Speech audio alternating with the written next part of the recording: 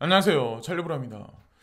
지금 장세가 이렇게 되면 사실상 대출 받아가지고 투자하신 분들이 가장 먼저 위축되고 손절하고 나가실 거고, 뭐 장투하신다, 장투한다 이렇게 말씀하시는 분들도 여기서 이게 기간이 조금 더 길어지면 아마 흔들리시는 분들이 되게 많을 거라고 제가 생각을 하는데, 어저께 제가 썸네일을 좀 그렇게 올렸죠. 98%의 투자자는 망할 거다는데, 그거는 좀 약간 강조해서 올린 거고, 저는 그런 생각으로 이제 방송을 만들 거거든요. 2%의 투자자 안에 들기 위해서 장투하자, 흔들리지 말자라는 의미에서 사실 그 썸네일은 올린 거예요. 예, 그래서 여러분들이 투자하신 코인들이 다 뭐 펀더멘탈도 다 있는 거기 때문에 저는 장투하면 분명히 큰 수익률을 가져다 줄 거라고 저는 생각을 하고, 지금 흔들리는 사람들, 확신이 점점 사라지시는 분들이 많은데, 숫자가 하락하면 보통 대부분의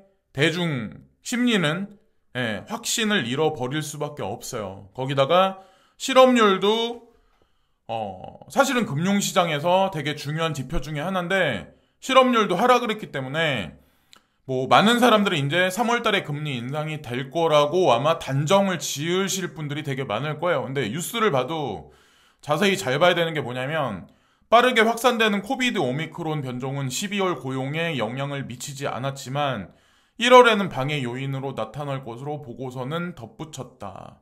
이 지표가 2월 4일 날 실업률이 아마 이게 발표가 될 거고, 분명히 저는 지금 고용률보다는 실업자가 더 많다라고 저는 생각을 합니다. 그러니까 경기가 순환돼서 선행돼서 뭐 되게 좋게 긍정적으로 풀리는 게 아니라, 사실상 저는 경기가 되게 안 좋다라고 생각해요. 예.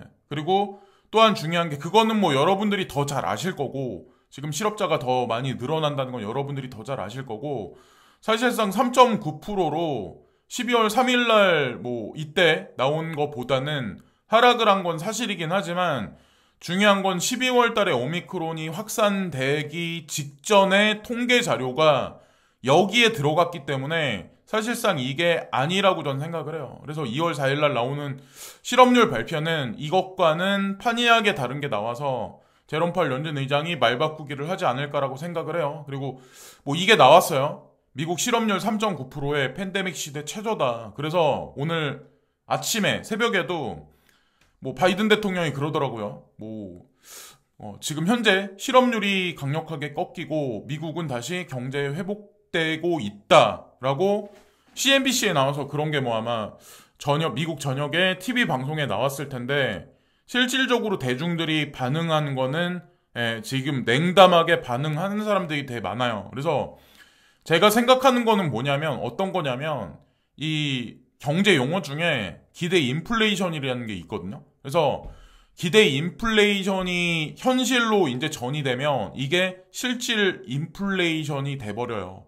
근데 지금 현재 상황을 보면 어떤 거냐면, 코로나로 인프라가 파괴돼 있는 현재의 상황, 전 세계 그 인프라는 다 파괴돼 있어요. 그래서 공급이 감소되고 있는 와중에 인플레가 올라간다. 사람들은 걱정하고, 이 우려가 사재기 심리를 자극을 해서 기대 인플레이션까지 올라가요. 기대 인플레이션이 실질 인플레로 전이돼 가고 있는 와중이었고, 이것을 차단하기 위해서 사실상 그 연준에서는 제가 개인적으로 보기에는 그냥 그런 멘트를 하지 않았을까. 실질적인 액션을 취하지 않는 멘트라고 저는 이제 생각을 했는데, 왜 그러냐면, 물가가 장기간 상승하는 인플레이션이 지속되면 경제 주체들은 앞으로도 물가가 계속 상승할 것이라는 예상을 하게 된다. 이와 같이 경제 주체들이 예상하고 있는 미래 인플레이션을 기대 인플레이션이라고 한다.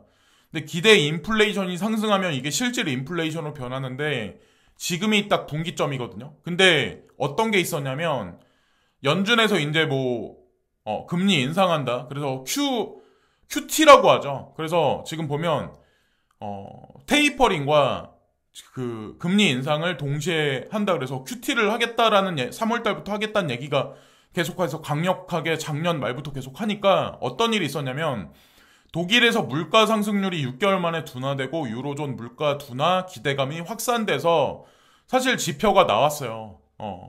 뭐 나왔는데 국채가 10년 금리가 FED 의사록 여파로 상승했고 2019년 5월 이후 최고치 플러스 임박. 그래서 국채는 금리는 상승했고 주식시장은 하락을 하고. 근데 어쨌건 인플레이션은 꺾일 거라는 기대 심리가 지금 유로존에서는 확산되고 있는 현재의 와중이라는 거죠.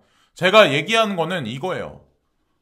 인플레 기대 심리를 눌러놔서 실질 인플레이션을 눌러버리겠다. 양적 완화를 하지 않는 상황에서 이러지 않을까라고 생각해요. 그래서 지금 현재 이제 벌어지는 일이 유로존 최대 경제국인 독일의 물가가 안정 조짐을 보이면서 유로존 물가 안정에 대한 기대감이 커지고 있다. 앞서 프랑스 중앙은행이 지난 4월, 12월 소비자 물가 상승률이 11월과 동일한 3.4%를 기록했다며 프랑스와 유로존의 인플레이션이 거의 정점에 도달한 것으로 보인다고 밝혔다. 자, 유로존에서 미리 반응을 했어요. 그래서 여기 보시면 미국 중앙은행인 연방준비제도가 전날 공개한 의사록에 강력한 긴축 정책 시행 의사를 나타낸 것도 영향을 미친 것으로 보인다. 이 얘기예요. 제가 말씀드리고 싶은 거는.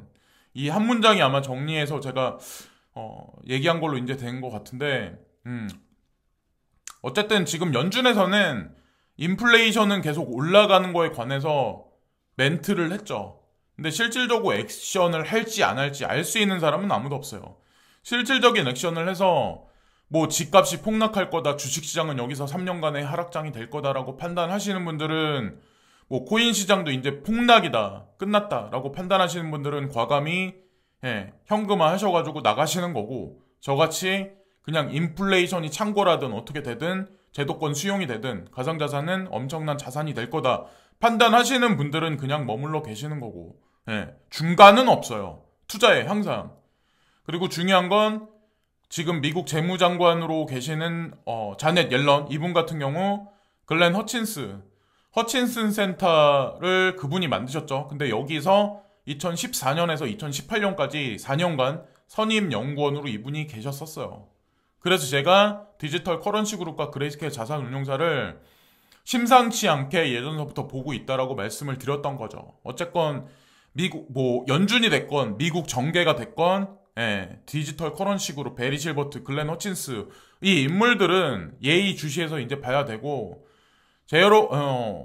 FED에서는 사실 저는 이렇게 액션을 취한다라고 저는 이제 생각을 하거든요. 뭐 이렇게 안 보실 분들도 있겠지만 제가 보기에는 지금 벌어지는 일들이 다 그냥 이렇게 액션이라고 생각해요. 사실상 별로 크게 치지도 않고. 많은 사람들이 아마 이거를 생각할 거예요. 3월달에 이제 금리 인상이 되면 이런 일이 생길 거다. 이제 폭락장이 올 거다. 엄청난 폭락장이 올 거다. 뭐 마지막 판단은 각자가 이제 하시는 거죠. 제가 뭐라고 얘기를 할까요? 어차피 영상을 보고 수익이 나시든 영상을 보고 손해를 보시든 그거는 각자가 가져가야 할 저는 몫이라고 저는 생각을 해요. 누누이 말씀드리지만. 그리고 대출에 관해서 제가 항상 말씀을 드렸죠. 저는 대출에서 코인 투자를 한 적이 단 한 번도 없었다 말씀드렸잖아요. 대출을 하면 멘탈을 챙기려고 해도 여기서 멘탈을 챙길 수가 없어요. 저만 같아도 아마 그럴 거예요. 근데 자기 그냥 한도 내에서 부담 없는 한도에서 만약 투자를 했다면 지금 아무리 이런 장세라고 해서 뭐 그렇게 흔들릴까라는 생각을 하거든요. 그러니까 저는 성격 캐릭터가 어떠냐면 제가 맞다라고 판단하면 주변에 잡음이 있건 무슨 일이 생기건 그냥 직진하는 스타일이에요. 뭐 유튜브가 됐건 아니면 그게 뭐 코인 투자가 됐건 제가 사회생활을 하건, 근데 아니다라고 판단하면 과감히 그 사람은 그냥 손절해버려요. 아무리 그 사람을 내가 10년 동안 알았다고 생각을 했었어도. 그래서 친구가 많이 없는데 코인도 솔직히 그렇거든요. 뭐 이게 맞다 틀리다 뭐 사람들은 지금 아마 말이 많을 거예요. 내가 베리 실버트한테 뭐 당했다 막 별에 오늘 뭐 제가 댓글을 보니까 호라이젠 투자했는데 뭐 말만 번지르르 하고 지금 뭐 해놓은 게 없는 것 같다. 그래서 실망스럽다 막 이렇게 말씀하시는 분들도 있는데, 글쎄 저는 어떤 생각 그래서 익명성의 한 해가 된다라고 베리 실버트가 얘기를 했는데 그 말이 미뤄진 건 사실이지만 저는 그게 코인 시장에 분명히 하나의 트렌드로 잡을 거라고 생각하고, 뭐 XRP, WRX, 네오코인, 온톨로지, 뭐 비케, 베이직 어텐션, 뭐 비트코인은 사람들이 다 확신을 하니까 가격이 받쳐주니까. 근데 제가 누누이 말씀드리지만 다 ETF가 들어갈 거를 다 대비해서 다 상품에 지금 출연을 시킨 거고 그렇다고 저는 생각하거든요. 뭐 체인링크, 디센트럴랜드, 이더리움, 그리고 이더리움 클래식, 파일코인, 호라이젠, 라이트코인, 라이브피어, 솔라나, 스텔랄로멘, 지캐시, 디파이 펀드의 유니스왑 전체 다. 예, 여기 나와 있는 코인들 모두 다. 예, 저도 이제 그냥 가지고 있어요. 예, 제가 뭐 그렇다고 평단이 엄청 낮은 것도 아니에요. 평단이 엄청 낮은 코인들도 있지만 낮지 않고 마이너스 수익률을 기록하는 것들도 있어요. 근데 코인 시장은 이 시장에 들어오신 지 얼마 안 되시는 분들, 그러니까 한 1년 이하이신 분들이 잘 모르시는 분들도 분명히 계시는데 10%, 20%, 뭐 50% 하락한 거에 의의를 두면 코인 투자를 하면 안 돼요. 수익을 보는 거는 내가 10배를 바라보고 왔는데 50% 하락했다? 70%, 80% 하락했다? 거기에 기준을 맞춘다? 그러면 주식 투자를 하시건 아니면 본인이 잘 아시는 자영업을 하시건 그래야죠. 예. 코인 투자는 그러니까 뭐라고 얘기해야 될까? 캐릭터적으로 봤을 때 쫄보 성향이 있는 사람들은 코인 투자에 금방에 얼씬거리면 안 돼요. 그거는 본인들이 아마 잘 알 거예요. 예. 어쨌건 다시 한번 이제 짚고 넘어가서 이제 말씀을 드리죠. 어쨌건 이더리움 2.0이 구현되면서 여기 나와 있는 코인들 중에 프라이버시가 트렌드로 자리 잡을 거고 스토리지 개념의 파일코인 그리고 이더리움 클래식 다 반사 이익 볼 거고 인도 시장을 보고 뭐 WRX를 보고 XRP 명확한 규제안에 세계에서 명확한 규제안이 나오면서 가장 큰 반사 이익을 보는 건 XRP가 될 거다. 그리고 중국 시장이 다시 돌아오면서 네오와 온톨로지는 다시 움직일 거다.